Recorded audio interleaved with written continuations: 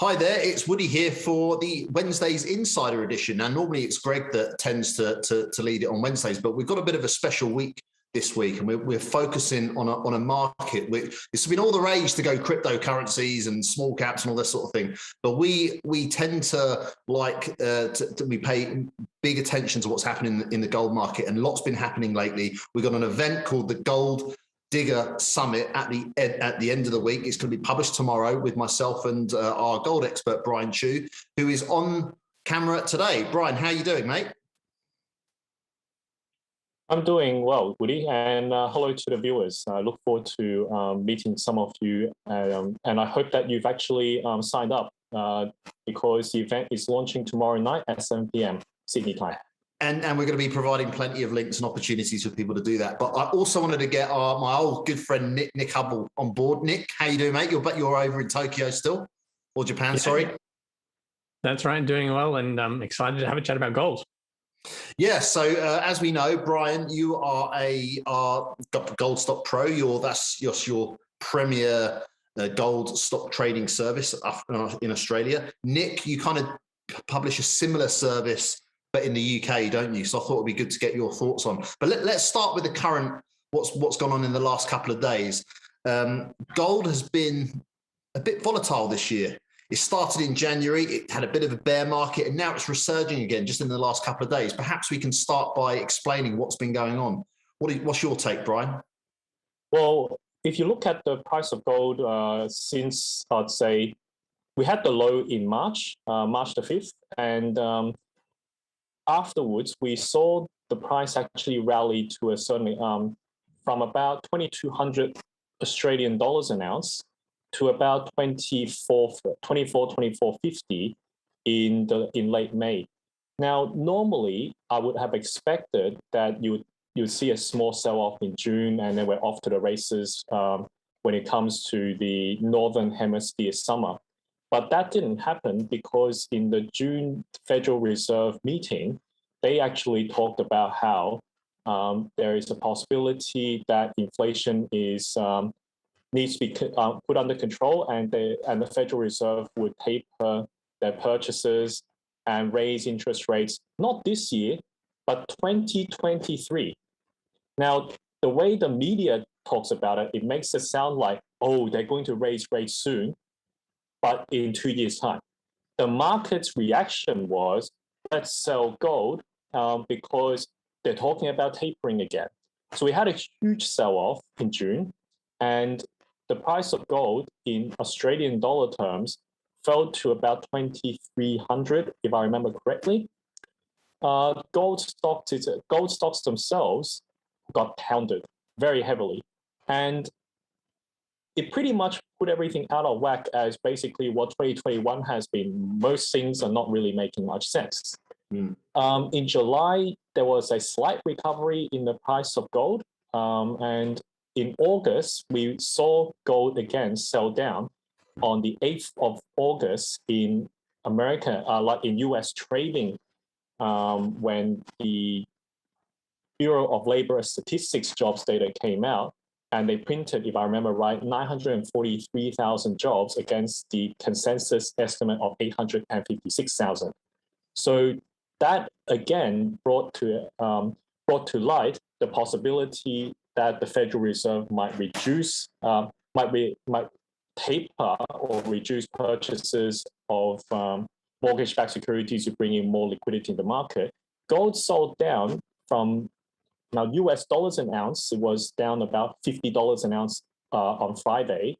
But what most traders, I believe, were caught unaware was on Sunday evening, 6 p.m., at just 1 hour before Sydney markets opened, another $4 billion worth of gold contracts were dumped into the market, pushing the price down to 1675 US dollars an ounce, which would be about 2,200 Australian dollars.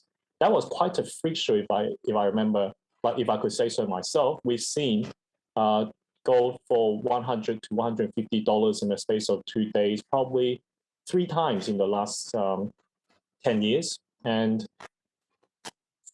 funnily enough, most of our viewers, if they're paying attention to the price of gold, would have noticed that the price of gold has actually bounced back and reversed pretty much most of its decline from these before the 8th of August sell-off. But in Australian dollar terms, which I found most interesting, is we're touching 2,500, and we did exceed $2,500 in the last 24 to 48 hours. So we are at the level in Australian dollar terms at the beginning of this year, while in US dollar terms, we're again sitting at 1,800 and 1,805, which looks like it's in a pretty solid position. Hey, Nick, do you think it's more or less the market realizing, it's like what Brian said, the tapering is actually in two years away, and it's like, oh, geez, they're actually going to be printing a ton more money. Yeah, that's right. There's that period still, but there's a lot of other things going on as well. Remember, the central bankers are, as they often say, data dependent. So if the US economy does roll over, as is looking increasingly likely, then that taper will be even further delayed. When I was talking to some gold experts last night to record a video similar to this one of them suggested that it's pretty much impossible for the Fed to taper at all, really, given they have these huge deficits to finance. They've got to try and keep financial markets ticking over. If they do taper, that's going to cause a massive impact on the global economy because of the importance of the US dollar, which must remain cheap in terms of funding. Otherwise, there could be a funding crisis somewhere outside of the US. So there's all of these reasons for why the taper may or may not happen. And the gold price is unusually volatile, but the gold price is inherently volatile. So this is nothing new.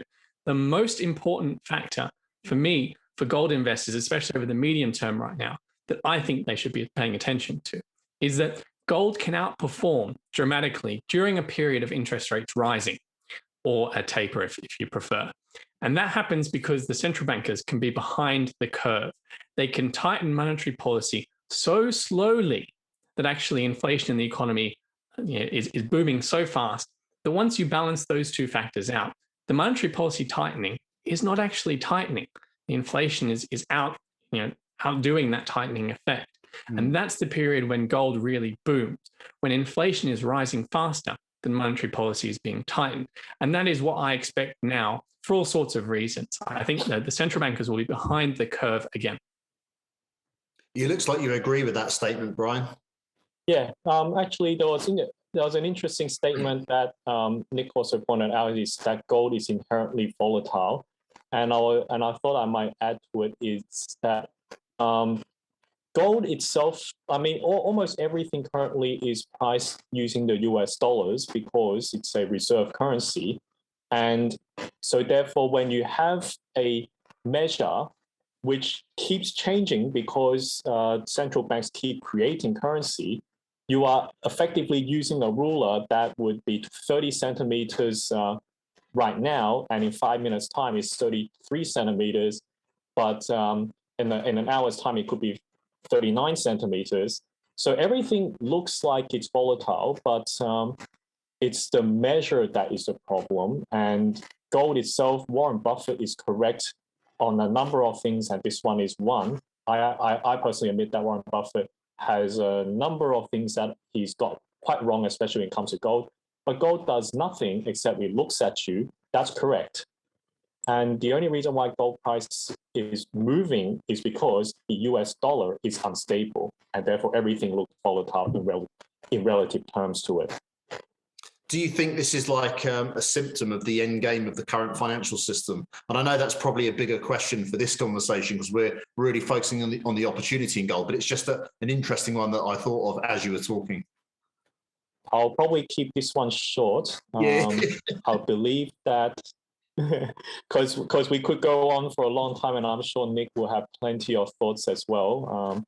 I believe that the end game of our financial system has been, since I would say 2008, when we had the subprime crisis, and they're now at the point where they're throwing everything at it to keep this thing going, even into absurdity of negative interest rates where you pay your bank to save cash, and therefore you are facing what Rick Rule would call return-free risk. Yeah, right. Well, go on. Let's get your thoughts on that, Nick. I think as entertaining as it is to discuss these things, people need to realize that in the historical context, especially, well, first of all, it's in nobody's interest to have some sort of total end game collapse of the US dollar as a reserve and a complete debacle. So in the historical context, what tends to happen is that the powers that be meet in some fancy place, Bretton Woods, Smithsonian Agreement, wherever it is, and they come together and they hash out a new system before the existing one completely collapses. So my attention is actually on the dynamics of what is likely to emerge as the new system, rather than the collapse of the US dollar as a reserve currency. But that's not a disagreement. It's saying that the twist is going to be what's called a currency reset.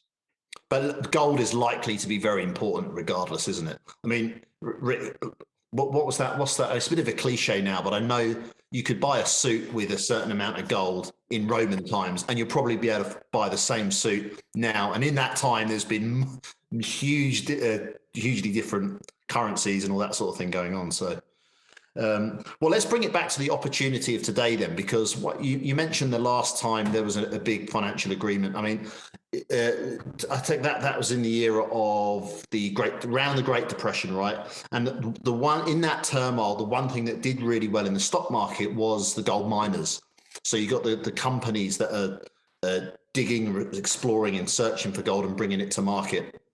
Before we get on some of those opportunities, there is an interesting thing that's been happening lately, and I think this is where the opportunity lies. And Brian and I were talking about this earlier, and that is that usually, historically, the relatively speculative gold explorers and producers tend to lead the gold market. So you tend to see their prices trading up. And the gold price follows, but that's not happened this time. Can you explain that, Brian, and why you think that's happening? Yeah, so the way one would actually see it is the smart investors know things before it happens, or you could say they make things happen. And if they were going to buy into gold investments, they would purchase the smaller companies, the speculative explorer stocks, the very good ones, and that would slowly flow through to producers, and then the price of gold would follow. Reason being, smart money drives the market and drives the world. But this time round, I'm observing something a bit odd in the sense that we had those massive sell-offs, as I talked about earlier on, in June and also in August.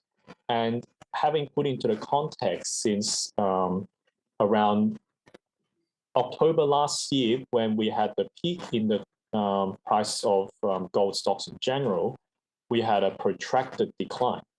And people thought that March was the end of this. I wouldn't call it a bear market in gold. I think gold stocks are still in a clear bull market, but we had a retracement. And what happened was, rather than the recovery after March being, we're off to the races, just like last year in 2020, when we saw speculative stocks go up like 5 to 10 times to 20 times, and producers were rallying 50, 70%. We saw that the explorer stocks were actually moving a bit slower, and the producers actually led the explorers this time. And it peaked in around end of May, and the June and August sell-off really rained on the parade. So I believe that a lot of the strong hands that remain in the gold stocks, I think there's not that many who, like the ones who are speculators, they've cleared the field. I'm just seeing at a lot of the better performing speculative stocks, they're still kind of rounding the bottom and showing signs of heading upwards, but they keep getting beaten down. Similar with the producers. So it seems like this time round, perhaps what will drive the buying opportunity is the fundamentals returning to gold stocks in the coming from a better gold price that is sustained and hopefully supported by weaker oil prices that will reduce the expenses associated with running these gold producers. Interesting thing about oil is Joe Biden, current president of the United States, I think a week or 2 weeks ago, asked OPEC, pleaded with OPEC to reduce production, and OPEC actually said, no, we won't. And funnily, was it increase? Oh, no, increased production, sorry. And OPEC said, no, we won't. But instead of OPEC causing the price of oil to fall because of increased supply, oil prices actually went down. And therefore, there is this thing that I'm still trying to wrap my head around in terms of, is there just the market, the commodities market also not making much sense? Is there a decoupling of commodity prices to commodity physical supply? Interesting. Well, Nick, what are your thoughts on the miners lagging slightly the gold price and potentially catching up in the relatively near future?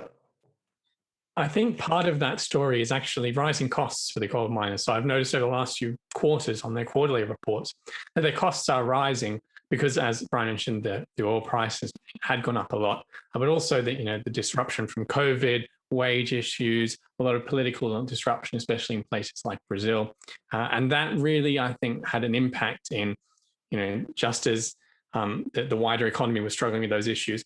Well, gold miners may mine for gold, which is good during some sort of turmoil and crisis and inflationary pressure, but they do still have costs and expenses, just like every other business. So while that gold price has been underperforming, the gold miners got trapped in the middle of this, the lack of a rising gold price and rising costs. Now, that pressure can reverse very quickly if the gold price rises, because right now they're disproportionately beaten down relative to that gold price.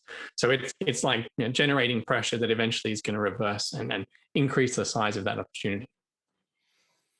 And I guess that plays into why, Brian, your basically your thesis is for the next 6 months that you really see a really good buying opportunity in the gold miners and specifically the miners in Australia. Is that correct? I mean, I know that you've written a few times recently in Rockstock Insider and in Goldstock Pro about how insanely undervalued and cheap. Not all gold miners, don't get me wrong, you've got your own valuation model. You've got a very specific valuation model. Out of 100, you probably only look at about 10 or 15 of them. And there's a reason for that, which we will talk more about in our event tomorrow at the Gold Digger Summit. But can you explain to me why you think certain gold miners present a really, really good buying opportunity at the moment? Yeah, that's actually a good point, Woody, in that I initially thought that the miners were looking pretty cheap in March when we had that low. And there are a couple of explorers and even producers themselves who are trading at prices similar, if not lower than the level in March. How do I determine what's good value and what's what are cheap stocks at the moment? Is that I use for producers a valuation to profit margin multiple measure. It's a unique measure that you won't find anywhere else because I developed this over time, you could say standing on the shoulders of giants in this industry. So I look at the company's value in the market, like enterprise value, which is market cap minus the net cash balance they've got. And I compare it against the amount of production for these gold miners, what they're producing each year, and I adjust that by the all-in sustaining costs, because a high cost miner will actually be less valuable to me than a low cost miner that can extract and process the same amounts of gold in the ground for a lower cost. Then I compare it against the profit margin, as in how much the company earns in selling that ounce of gold compared to how much they incur in processing and mining the gold out of the ground. So that's like a de facto price to earnings ratio that people use for other stocks, but it's specific to gold miners because I use my own database and look at the history of these producers and see what are the appropriate multiple ranges over time for different classes of producers. For explorers, it's slightly different because these companies do not actually produce any gold, but some of them will have gold beneath the ground in the form of resources. These are confirmed resources based on geological models. And I want to know how much we are paying per dollar how much we're paying for each ounce of gold beneath the ground. And not only that, I also add in a qualifier, which is the grade of the ore, because again, going back to for producers, what's important is grade is king. You actually want high grade gold beneath the ground because you can process less rock and therefore incur less cost. Using these multiples, some of these explorers are looking stupidly cheap based on my valuation model. And it's possible, very possible that it could go lower. If that is the case, it just makes it even more attractive because a lot of these explorers have $5 to $10 million in their bank balance, and that could last a couple of quarters where it's possible for them to find further resources as well as buy their time for what I believe to be an imminent rally in the price of gold. And I guess your point is that if that happens, these could be some of the most exciting stocks to look at in Australia today, I'd imagine, right? Yes, I believe so. And you should actually sign up because this is a very good time to come in because I have a couple more stocks to provide for you as soon as you sign up, as well as also for my existing subscribers. I do have a stock recommendation, which will be coming up very soon. And I guess the point is you want to learn about these ideas now, not when the price is going up. Would you say so now? Are you looking at the same sort of opportunities in the UK, mate? Or do you just wish you're in Australia right now?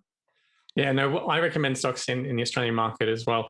But I think the key thing to focus in what Brian's just said is that there's all of these different types of gold stocks, and it's incredibly difficult to find the right ones. But if you do some investigation, I think you discover that for every different person's portfolio, there's probably a gold stock out there that matches. So for some people looking for less risk, they might want to go with the producer. For somebody looking for more risk, they might want to go with a high cost miner, even more risk than the explorer. If you believe the gold price is going to struggle, you might go with a company that the key risk is whether their mine is going to be approved or not. Whatever it is you want to focus on, the gold stock market, it has something there for you. The real question is why have any focus in gold stocks at all? It's what Brian just mentioned. It's the fact that the situation for the gold price is, it's very compressed, and you've got record intervention in financial system from governments and central banks. You've got negative real interest rates. Everything you could possibly want as a gold investor is playing out right now. So this idea of a gold stock, it just belongs in everyone's portfolio at this point, which is why I'd encourage people to sign up to the event. Cool. Well, I couldn't have rounded it off better myself. I think we've gone on for about half an hour. I think that's been a really good chat. Have I missed anything, guys? Is there anything else you'd like to add before we sign off today? Nick, what are your thoughts? Anything to add?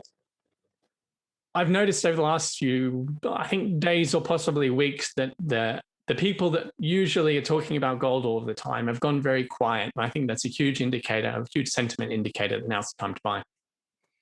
Yeah, it's what I do plan to do is to get a good, perhaps a group Zoom chat for the Insider one day, where we get the crypto guys, the gold guys, yourself, Nick. I don't know where you stand in the whole realm of, because a lot of the crypto people tend to be, there's a lot of similarity there with why you buy gold as well. I don't know where you stand on that, but I think that'll be a fascinating conversation for some time in the future. But for now, we're going to focus on the gold market. We've got a really good event really informative lined up for tomorrow. Tomorrow, what time is it again? It's 7 p.m. tomorrow night. 7 p.m. Sydney time, Sydney Melbourne time. Yeah. So sign up for that. That you get a lot of content and a lot of articles written by Brian. And I believe there's also a free recommendation on the night as well. So even for that, it's a great opportunity as well. And it's been through all of Brian's valuation models, and it's a good trade for now. Brian's very excited about it. Anyway, we're really pumped for the event tomorrow. So if you haven't signed up yet, do so now. Cheers, guys.